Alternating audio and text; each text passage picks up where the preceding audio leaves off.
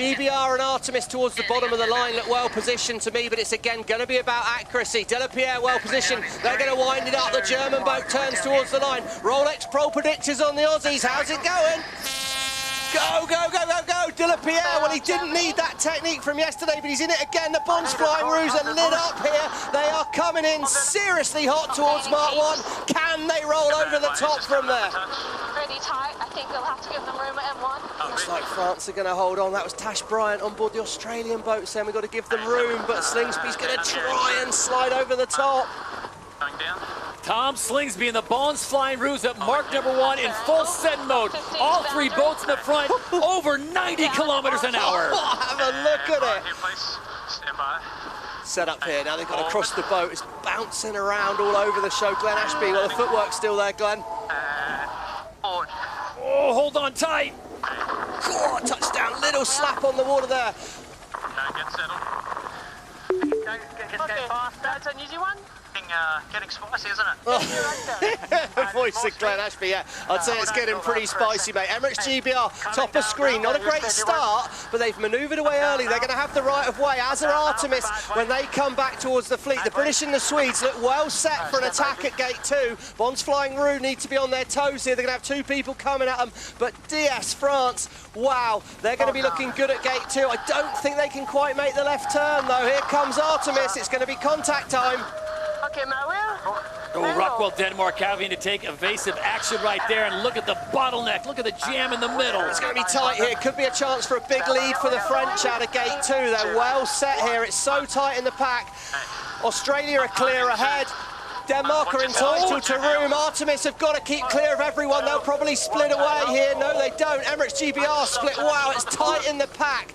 Big chance for Emirates GBR with the split at the bottom as the United States dive inside. It's all going on here. The USA picking up another spot. They come in hot and dip down the left side. Wow, Artemis Racing did a really nice job on the inside there. They managed to get going, but they're not the best manoeuvre out of that, Mark. I really like the left turn there, because not only if you're turning right, you're in the fleet, but you've also got this hard boundary coming up so quickly. Quite like the fact you get starboard tack advantage as well when you meet the fleet early on in the leg. It's got so many advantages. Lisa, GBR, to my eye, look pretty fast out there on the water. Do you think they're sailing smart or sailing fast? Pressing here, trying to get over it. That's good, good, good. Anything's up from here.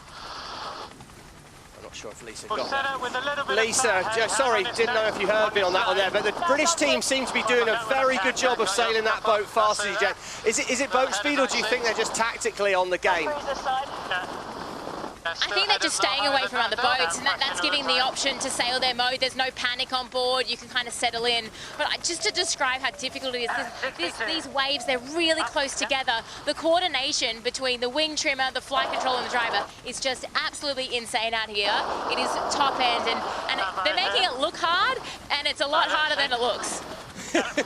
Yeah, it's definitely hard out there, but the British and the French, they look really locked in. The Australians and people in the pack are a bit wobbly. I've got to say, the USA right now, if they can't improve on 11th here, I think they'll have missed their chance of making the final. They've got to start working their way through the fleet on the US. Aggressive mover from Delapierre, slams the door shut on the British, trying to slow them down. They'll be disturbed there going onto that British boat. Less horsepower available, so the French should be in control.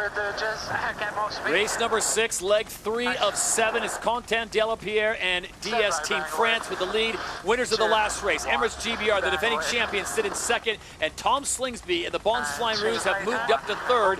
And so right now we've got 5 races complete, 4 different winners. And my question, Stevie, is where is Nathan Outeridge and the Swedes? They're starting to move up now, currently sitting in 5th. Well, they had a really tight moment. If they were probably 10 metres advanced, they'd be an easy 4th, but they had to dip behind the Danish, and they had a very, very tight call with the Canadians. Oh, he's managed to slingshot inside. It's coming down to the meters. Rockwool Denmark should have a better rounding. They should be able to accelerate down the inside, but Artemis are right in there at the moment. They look really well set there in 4th place. I think that's very good for their overall. France are going to be looking good on the overall right now. GBR, well, they've got themselves up right into contention here, but the main protagonists are at the front. Back round there, Rockwool Denmark got too high. Yeah, there we go. Look, Artemis just ahead of the Australians at the moment, but you can't afford a mistake out there. The gap back to 5th is opening up. It's turning into a 4-horse race.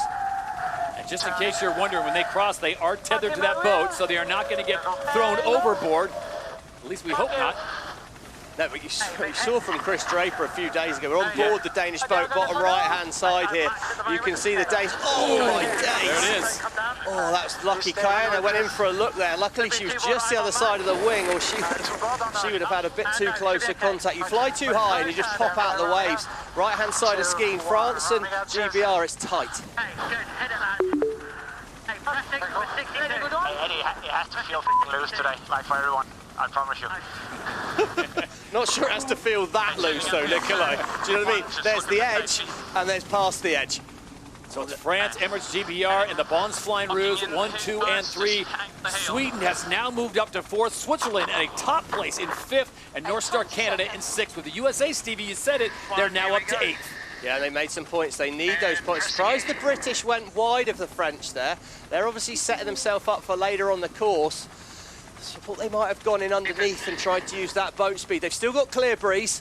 So the British and the France, this is now a real test of strength. And with those two teams at the moment well positioned for the final, which we know often is quite a boat speed race, this will be a real indicator. Here we go. Position at Mark 1. Look at that. Emirates GBR, 8th to 2nd. Fletcher's just not been starting brilliantly this weekend, but wow, he's made some good decisions with Hannah Mills after Mark 1 to work through the fleet.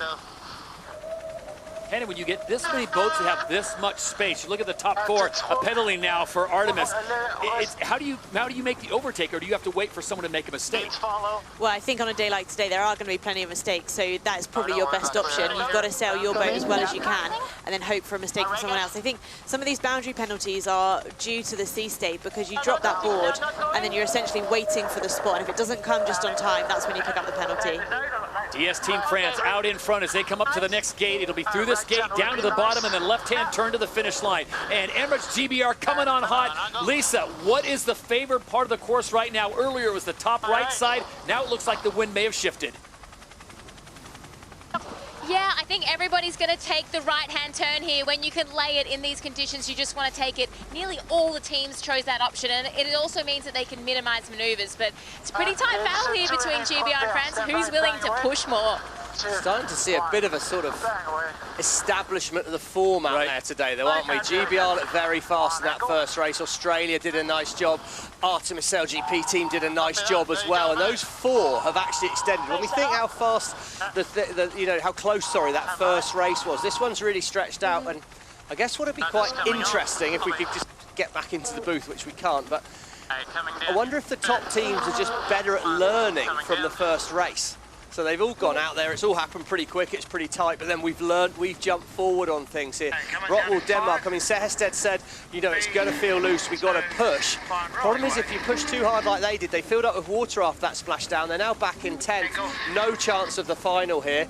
And as we look at it, USA, well, they've still currently just got a chance of the final, but I think it's a very outside chance. They need something, a miracle, really, from here if they're going to give themselves a chance in this last fleet race. This is leg 6 of 7 in race number 6. One more fleet race to go to the bottom of the course, the top of your screen. They'll make a left-hand turn, and the finish line there on the left-hand side. So if Dylan Fletcher and Emirates GBR are going to back up that win they had in race number 5, they are running out of time as DS Team France looking very good. Penalty Germany. Port attack boat not keeping clear.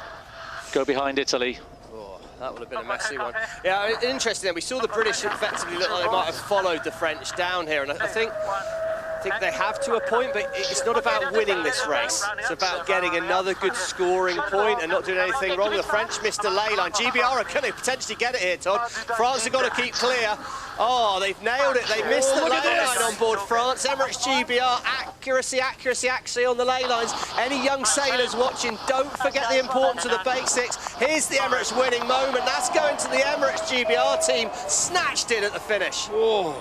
Breaking the hearts of DS Team France as they were looking for their second win. Remember, they won race number 2 on day number 1, but it's the winners of race number 5, Emirates GBR, the defending champions, that get the win ahead of France. Bondsflying Rouge come in for 3rd. I mean, that just shows you just don't disrespect the basics, but to do the basics well in these conditions is so hard.